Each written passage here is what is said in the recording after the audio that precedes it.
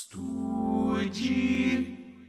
Senhoras e senhores, mais uma questão do Enem 2017, questão que aborda justamente o período da transição do Brasil Império, do segundo reinado, né, de Pedro II, para o Brasil República, mais precisamente o período da chamada República da Espada. Olha só, inclusive é um trecho aqui do texto de Machado de Assis, do grande escritor.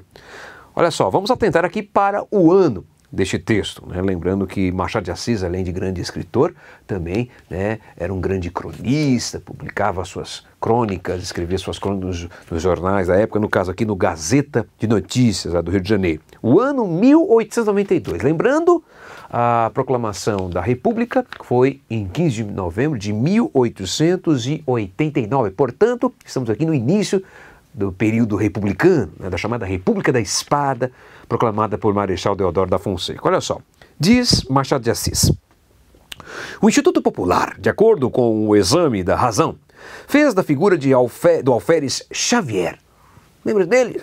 O mais conhecido como Tiradentes, o principal dos inconfidentes, e colocou os seus parceiros à meia ração de glória. Merecem, de certo, a nossa estima aqueles outros. Eram patriotas. Mas o que se ofereceu a carregar com os pecadores de Israel? O que chorou de alegria quando viu comutada a pena de morte dos seus companheiros? Pena que só ia ser executada nele. O enforcado, o esquartejado, o decapitado. Esse tem de receber o prêmio na proporção do martírio e ganhar por todos, visto que pagou por todos. No processo de transição para a República, a narrativa machadiana sobre a Inconfidência Mineira associa o quê? Redenção cristã e cultura cívica, veneração aos santos e radicalismo militar, apologia aos protestantes e o culto ufanista, tradição messiânica e tendência regionalista ou representação eclesiástica e dogmatismo ideológico. Senhoras e senhores, a alternativa correta é a alternativa A, que traz redenção cristã e cultura cívica. E por quê? Ora, cultura cívica, porque Tiradentes vai ser, digamos, escolhido pelo novo regime como um símbolo da República. Inclusive, é justamente neste momento que a figura de Tiradentes é alçada à condição de herói, ou, pelo menos, né, é mitificada, é transformada num mito, num herói nacional. Vale lembrar que no período anterior, no período imperial, Tiradentes não era considerado um herói, muito menos um mito. Até porque não faz sentido ter como herói nacional, né, a figura de um dos líderes de um movimento de caráter republicano, como foi a Inconfidência Mineira. Agora, a partir do momento que nós temos a proclamação da República, feita por Marechal Deodoro da Fonseca, a partir do momento que essa mesma proclamação da República não conta com a participação popular, carece de um herói, de um ídolo, de uma figura popular, né? Cabe ao novo regime, né, a função de eleger um herói, de construir a figura de um herói. E que herói vai ser esse? Tiradentes, aquele que não só lutou pela independência, como perdeu a vida lutando por isso e lutava também pela instauração de um governo republicano, ok? Agora, não sei se vocês estão lembrados, aqui neste período também, aliás, ali no início do período republicano, Pedro Américo, pintor importante da época, vai retratar a figura de Tiradentes de que forma? Está lembrado daquele quadro Tiradentes esquartejado?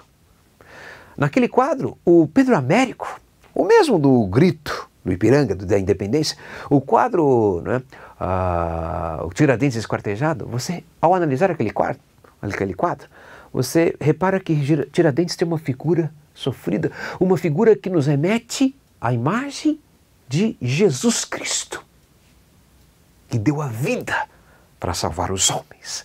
E por isso ele é representado dessa forma. Por isso, inclusive, você tem aqui, ó, redenção cristã, a ideia de um mártir, de alguém que dá a vida pelo próximo.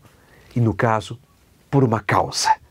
No caso, antes a causa da independência, mas também a causa da república. E agora a república se torna uma realidade. Tá? Cultura cívica, porque a figura de Tiradentes vai ficar associada ao novo regime, né? Ao regime republicano, né? E, portanto, ser patriota, né? Ter valores cívicos neste momento da nossa história é defender a república, ok? Vamos ver as outras alternativas. Veneração aos santos e radicalismo militar. O texto não faz alusão a santos e também não faz alusão ao radicalismo militar. É claro que a proclamação da República é feita por um militar, por Marechal Deodoro da Fonseca, né, com o apoio dos militares positivistas. Os dois primeiros presidentes da República da Espada, né, são militares, Floriano Peixoto, o último, e o primeiro, o Marechal Deodoro da Fonseca. Mas o texto não faz alusão aí a radicalismo militar. A alternativa C, apologia aos protestantes e culto ufanista, né? Não dá para falar aqui de culto ufanista, né, no sentido de, digamos, até podemos falar de um nacionalismo, tá? Mas não dá para falar aqui de apologia, por exemplo, aos protestantes, né? Até porque o Brasil, né, é majoritariamente católico, né? Apesar de nós termos no início da República o Estado laico, a liberdade de culto, mas o catolicismo ainda continua sendo a religião preponderante. A alternativa D, tradição messiânica e tendência regionalista. Tendência regionalista não, até porque apesar da alusão aqui a um dos líderes da Inconfidência Mineira, né, a República, a causa da República é uma causa nacional e não regional. E tradição messiânica não, né, não dá para falar aqui de um retorno, de um Messias, de um Salvador. Isso pode ser identificado em movimentos sociais, né, como por exemplo Canudos, contestado, mas não na proclamação da República. Tá? E a outra alternativa, a última, representação eclesiástica e dogmatismo ideológico. Né? Não há aqui representação eclesiástica, seria representação do clero. Tá? Você tem aqui, né, referência sim ao cristianismo, a religião, fala-se aqui de o Machado fala de pecadores de Israel, né? Mas não dá para falar de representação do clero, né? E dogmatismo ideológico também não. Portanto, senhoras e senhores, a alternativa correta é a alternativa A de até mais. Estude